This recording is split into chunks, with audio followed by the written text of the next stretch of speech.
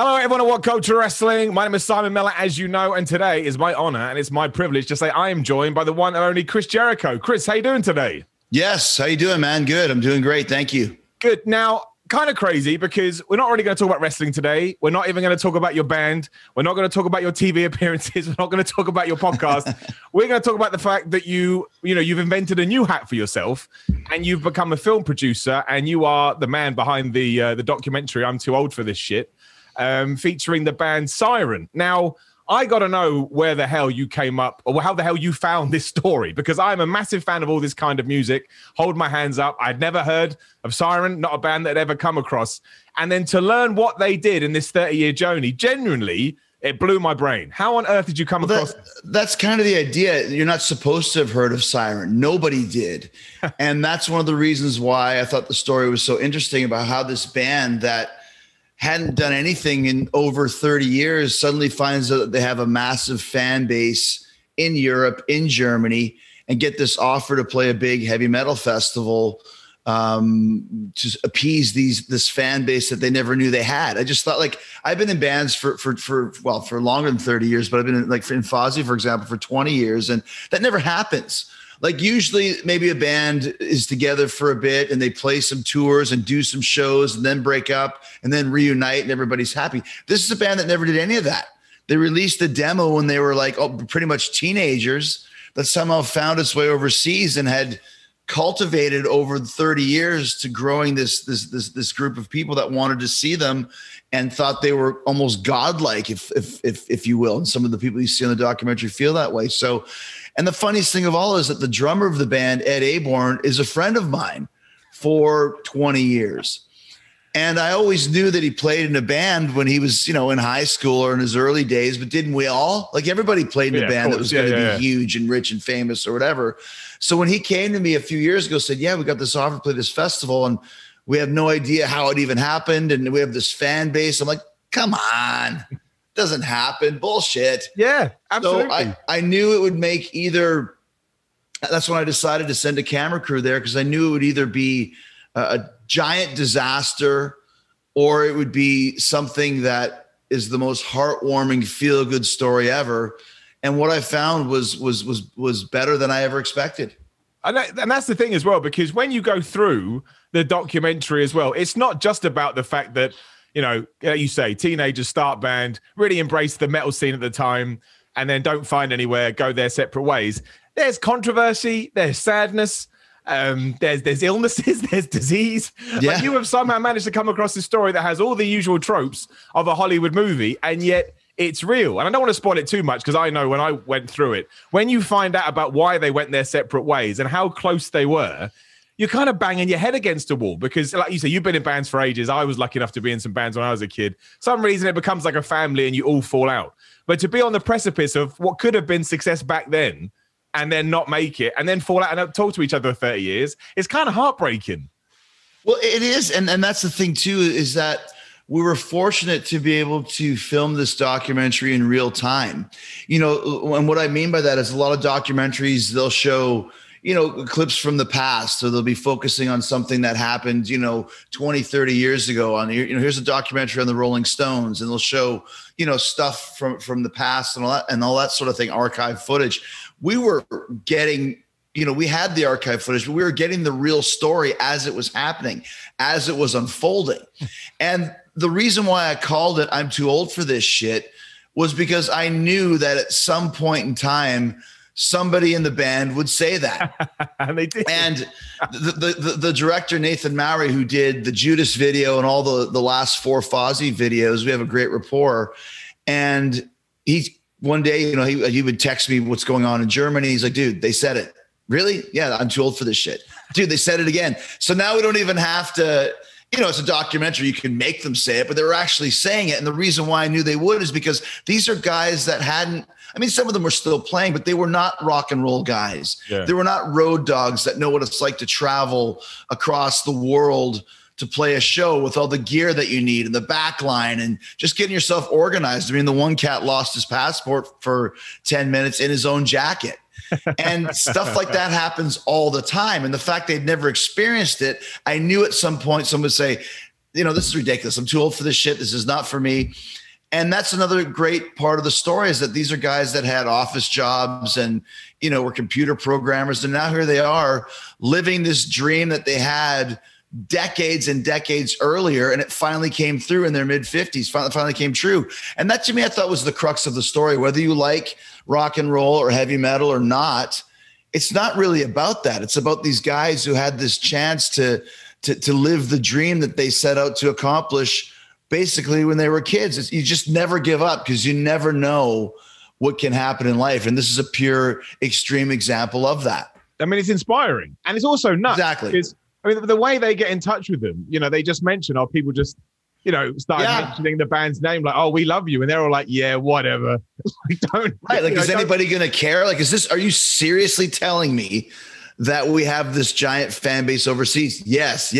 And that's where I was like, I can't believe it. There's going to be 50 people there or whatever. But meanwhile, no, there was 5,000 people chanting Sirens, singing their lyrics, super excited to have them there. And that's where I was like, man, this is something special. This is something that doesn't happen every day. And I'm really glad we got to document that. Oh, yeah. And honestly, it's a great documentary. And it also, from a sort of bigger perspective, well, it does tie in.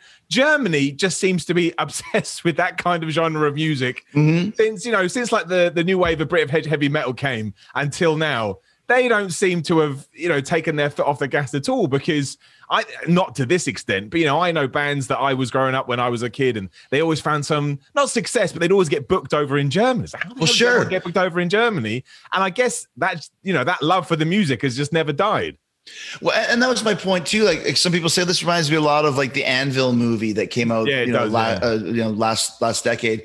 And there's elements of it, but Anvil never stopped. I mean, Anvil plays festivals every year, multiple times, Siren has never played a festival. And like you said, yes, these German festivals, European festivals will have Anvil and Raven and Flotsam and Jetsam and, these bands that you might have heard of years ago, but they're still playing and still recording and still making music. It's rare, if ever, that a band that, like I said, literally the last gig they ever played together was in 1985 in a bar in Tampa. And here they are in 2019 playing in front of, 5,000, 6,000, 7,000 people in wherever the hell they were in Germany, with these people who are like, Siren is God. I live my life for Siren. Siren is better than Iron Maiden. And these people aren't plants. They really are thinking this. They've been waiting. This is the reciprocal genius of it. They've been waiting for their dream to come true, which is seeing Siren live, which in turn is what Siren's dream come true is. So that's where it's like, I never expected that. Like fans over there who are just, Siren is the best band I've ever heard. Yeah. Like, and these, once again, these are hardcore heavy metal German fans. So for them to say Siren is the best band I've ever heard, that's huge as well. So all of these elements kind of came together to where it's just the classic storytelling, like you said. And I always love documentaries that can relate to everybody, no matter where they come from, and to see the different storylines that naturally start to take place. That's the true genius of documentary filmmaking. Yeah, I did. My favorite line was when that fan just throws Bruce Dickinson under the bus. Right, like, yeah. Screw that guy. I don't care. If I could see Doug from Siren or Bruce Dickinson, I would choose Doug. That's great. It's great. And that might be the only person in the world that said it, but he said it on camera for our documentary. That's all you need. Yeah, he meant it. You can tell. He did. That's right. Do you think you would have still made I mean, I'm sure you would have done, but you would have given it a different spin if they had gone over there and it was just like 10 people and, the person that put on the event. And quite honestly, Simon, like from kind of the dark recesses of my heart, like obviously Ed's my friend. I wanted to see him succeed, but deep down inside, I thought this is going to be a disaster. Yeah. This is going to be a complete shit show. It's going to be awful for these guys. And I'm thinking, what a terrible movie that would have been. I still would have made it, but I don't think it would have done as good as it's done so far right out of the gate. I don't think I'd feel as good about it. Yeah. Thankfully, it didn't go that way. It's got a couple elements. Things go wrong. Like you said, guys get hurt. Guys had to drop out, losing passports, losing band members. Where's Greg? But at the end of the day, the shot at the end where the five of them are standing there looking at the camera with the crowd behind them, that look on their face is a mix of shock, surprise, gratification, dream catching, all these things you can say. And that, to me, that's the element of the movie that just blows it away, is at the end, the last shot, they did it. And you're pulling for them to do it, and they do it, and it just makes you feel good. And what a great movie that is in comparison to what I was expecting it to be, which was just like this terrible Spinal Tap comedy of errors. It wasn't that at all. It had enough of that to make it interesting, but the bottom line was they did it. Their dreams came true, and they came true at this festival on camera. Yeah, it really does you come away with the message of never give up, right?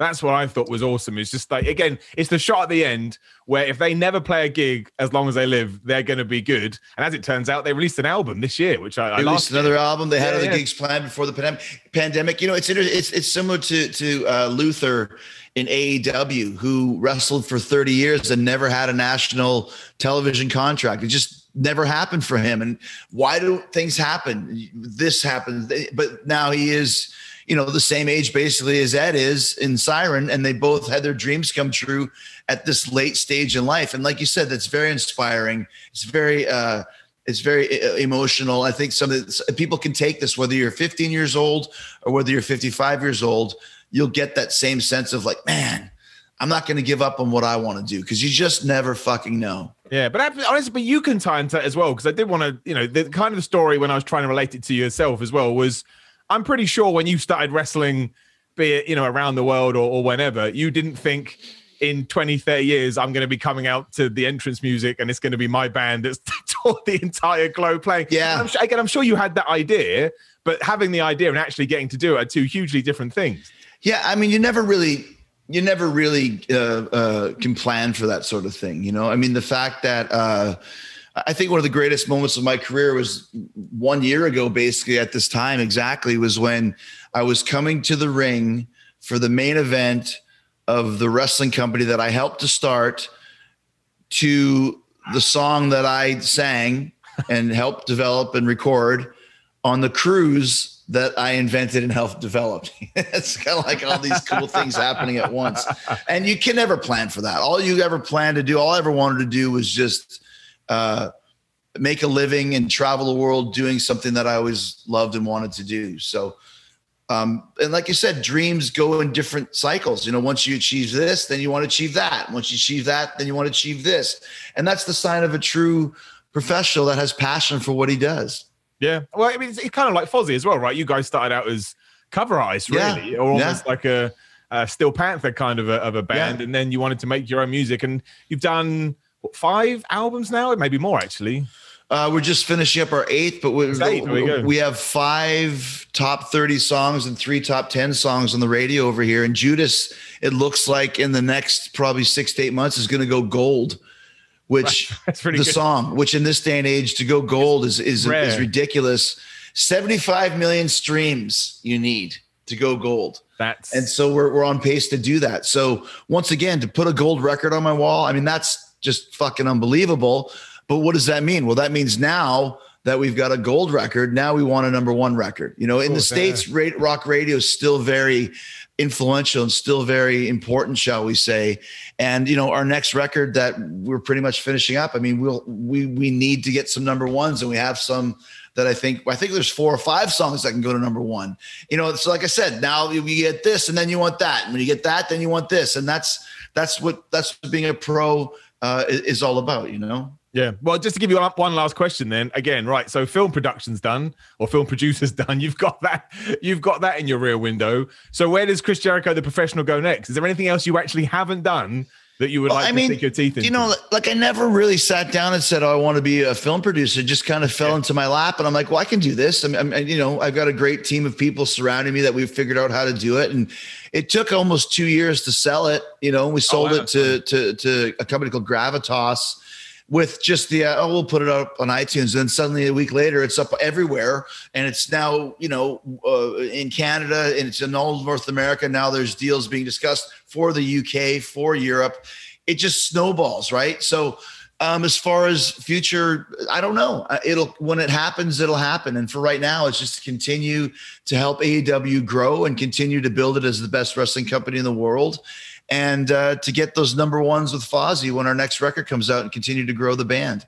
Awesome. Well, hopefully you do that and we can have another chat and we can talk about the platinum record. Absolutely. Just go up and up and up. And that's it. And next time we'll do it in person when we come back to the UK. It's been such a long time. And man, I always say the UK is a second home for us for sure. Yeah. Well, again, I know that that was kind of in the plans before the pandemic. And again, wrestling fans over here, as you know, are super loyal. So fingers crossed. Well, yeah. And Fozzy fans too, like I said. So hopefully we'll get a chance to come over for both very soon. Absolutely. Well, man, we'd love to have you. So hopefully we can see you soon. Chris, thank you so much for your time. And cheers, again, man. I'm too old for this shit.